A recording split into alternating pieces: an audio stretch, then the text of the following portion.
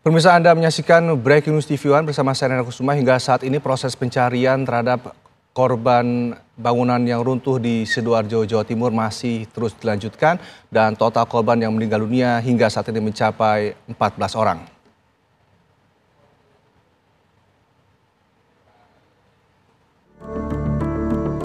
Setelah melewati golden time selama 3 hari, tim Basarnas kini fokus mengeluarkan puluhan tubuh santri yang tertimbun di dalam reruntuhan bangunan Pondok Pesantren Al-Khozini di Sidoarjo, Jawa Timur. Tim Basarnas mengangkat material bangunan pondok pesantren yang ambruk itu setelah tidak lagi menemukan tanda-tanda kehidupan dari puluhan korban yang masih tertimbun. Tim SAR memulai operasi dengan mengerahkan krain untuk memindahkan beton-beton teratas sebelum mengevakuasi korban yang tertimbun. Eskavator, breaker juga didatangkan untuk menghancurkan beton-beton besar agar mudah dipindahkan dari lokasi. Satu demi satu korban para santri kembali ditemukan dalam kondisi selamat maupun meninggal dunia. Para wali santri pun pasrah asalkan seluruh korban segera ditemukan. Tim TV One mengabarkan.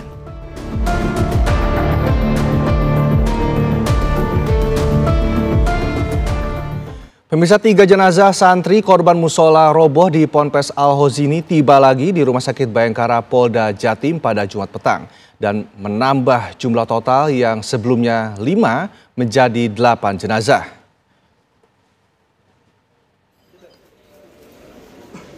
Inilah pemirsa 3 jenazah santri Pondok Pesantren Al-Khozini Sidoarjo yang tiba di Rumah Sakit Bayangkara Polda Jatim.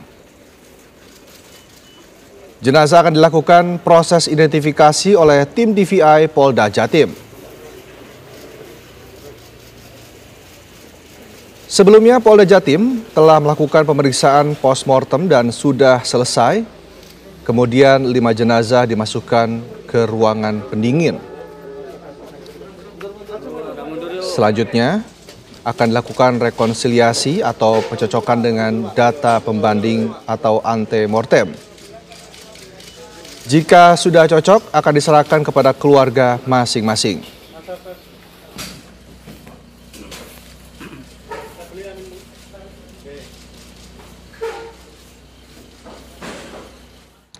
Lalu bagaimana proses pencarian terkini di Pondok Pesantren Al-Khozini di Sidoarjo, Jawa Timur? Kita tanyakan kepada rekan Yasin Idris yang berada di lokasi. Yasin, silakan. Ya pemirsa, pagi ini memasuki hari ke-6 proses evakuasi masih terus dilakukan dan sudah 3 hari ini dilakukan selama 24 jam. Tentunya dengan tujuan untuk mempercepat proses penemuan dari korban hilang yang kurang lebih sampai dengan saat ini masih dinyatakan sekitar 50 orang. Nah, saya mengabarkan langsung dari posko darurat ataupun posko di mana tempat wali santri ini berkumpul untuk menanti kabar dalam proses evakuasi anak-anak mereka, keluarga mereka, adik-adik mereka untuk ditemukan. Nah, kalau saya gambarkan sedikit suasananya, ini bisa Anda saksikan adalah wali santri yang masih terus memantau layar kaca yang disediakan oleh tim yang ada di sini, dikarenakan mereka ini aksesnya untuk menuju ke lokasi evakuasi tidak dibolehkan dikarenakan memang bangunan di sekitarnya tidak begitu stabil begitu, sehingga apabila terlalu banyak beban dikhawatirkan akan mengganggu proses evakuasi yang dilakukan oleh tim SAR gabungan.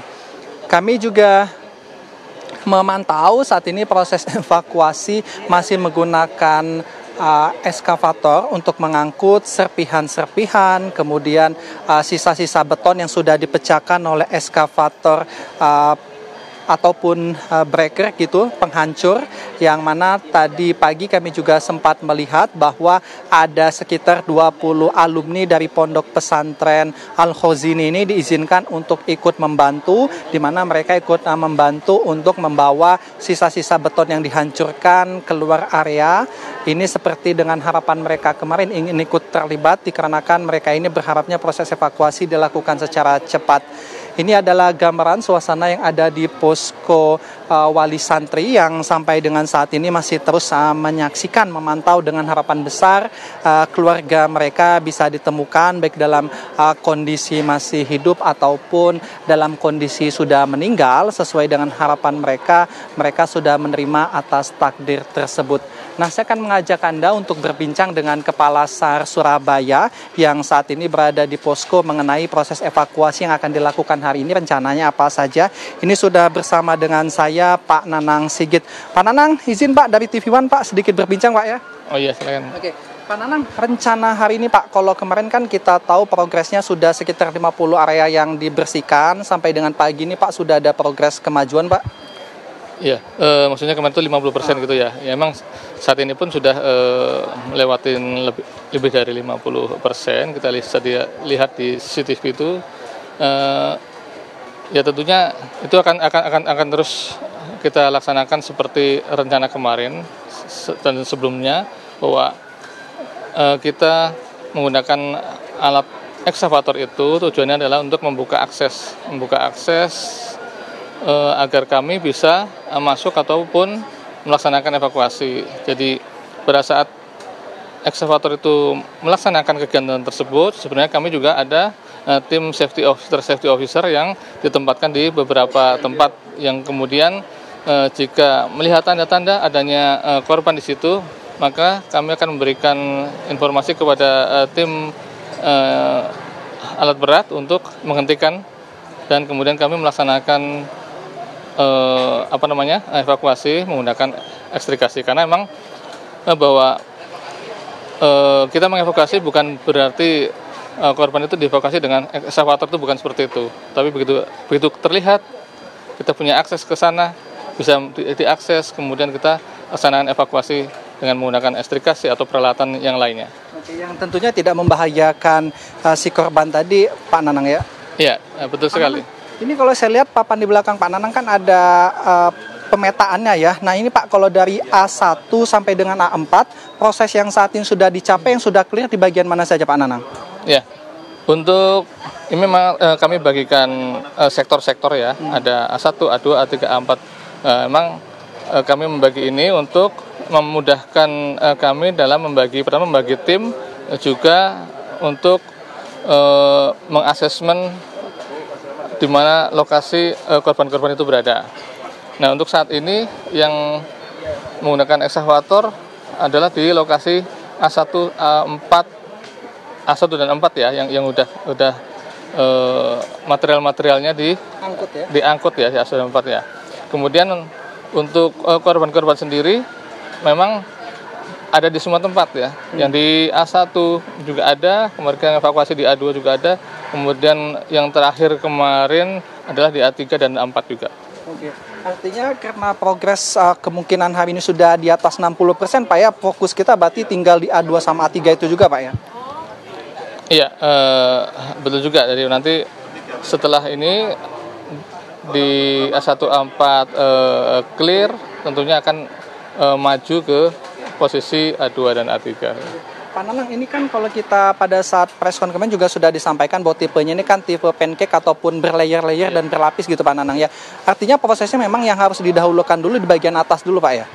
Iya, untuk awal memang bagian atas itu dialihkan dulu, material-material runtuhan yang paling atas itu diangkut, karena memang posisinya yang maksud antara satu dengan satunya itu dia saling berkaitan. Itu yang kemudian membahayakan jika kemudian kita bongkar bagian bawahnya untuk proses evakuasi, kemudian maka yang lain akan tergerak dan bisa membuatkan keruntuhan kembali. Nah, sehingga begitu sekarang bagian atasnya sudah sudah dialihkan, diangkut untuk material-materialnya, tentunya akan lebih mengurangi resiko dari runtuhan kembali tersebut. Pak Nanang, kalau misalnya berdasarkan data di lapangan kan, kalau misalnya masih melihat wali santri yang menunggu di sini kurang lebih ada 50-an ya, tapi kan kita masih tim SAR pun kan belum bisa memastikan titiknya. Artinya fokus sementara ini dari tim SAR sendiri berdasarkan 50 yang data hilang itu Pak? Iya, data sebenarnya kami nggak data yang kami butuhkan itu sebenarnya hanya untuk proses atau perencanaan ya, perencanaan kita melaksanakan evakuasi. Artinya dengan data sekian orang itu berarti saya harus mengerahkan tim berapa tim seperti itu. Kemudian perencanaan akan seperti apa, kemudian ketersediaan kebutuhan nantinya setelah dievakuasi itu apa saja dengan sekian jumlah korban yang ada seperti itu. Lebih ke perencanaan. Nah Pak Nanang, informasinya kan memang juga bahwa kehati-hatian ini dilakukan supaya tidak mengganggu bangunan yang terintegrasi dan bangunan di sekelilingnya Pak ya. Makanya pada saat terjadi getaran gitu maka dihentikan. Memang kalau kita lihat apakah gedung-gedung di sampingnya ikut istilahnya masih dalam kondisi yang riskan gitu Pak dengan bangunan yang runtuh ini Pak. Ya, pada tahap awal memang seperti itu. Tadi saya sampaikan di awal bahwa pada saat yang atasnya belum material-material yang paling atas itu belum diangkut, memang masih saling berkaitan sehingga riskan dengan kemudian bangunan sambung-sampingnya karena memang itu menempel ke bangunan yang di depannya seperti itu. Tapi dengan atas sudah terpotong ataupun sudah angkut ya, yang bagian atas tentunya lebih membuat lebih safety lah untuk kami melaksanakan proses evakuasi menggunakan ekstrikasi ataupun lainnya di bagian bawah. Pak Nanang, tadi kami juga sempat melihat ada beberapa perwakilan dari alumni santri yang diizinkan untuk membawa batu-batu. Memang setelah kemarin permintaan mereka untuk terlibat dan sudah diizinkan Pak ya. Apa sudah terkonfirmasi seperti itu Pak? Iya, tapi itu artinya hanya beberapa orang dan itu atas izin khusus dan tentunya juga hanya yang bagian-bagian yang simple, hanya membantu yang simple saja. Ini memang bagian-bagian luarnya saja Pak ya, karena bagian di dalamnya kan ya seperti dikatakan perlu kehati-hatian dan kewaspadaan yang cukup tinggi ya. Pak Nanang, mungkin untuk ini Pak, target kemarin sempat dikatakan diharapkan hari ini selesai. Kalau sejauh ini Pak, perencanaan apa enggak Pak? Ya, itu sebenarnya kami berharap ya, itu harapan itu bisa hari ini itu selesai ditemukan semua.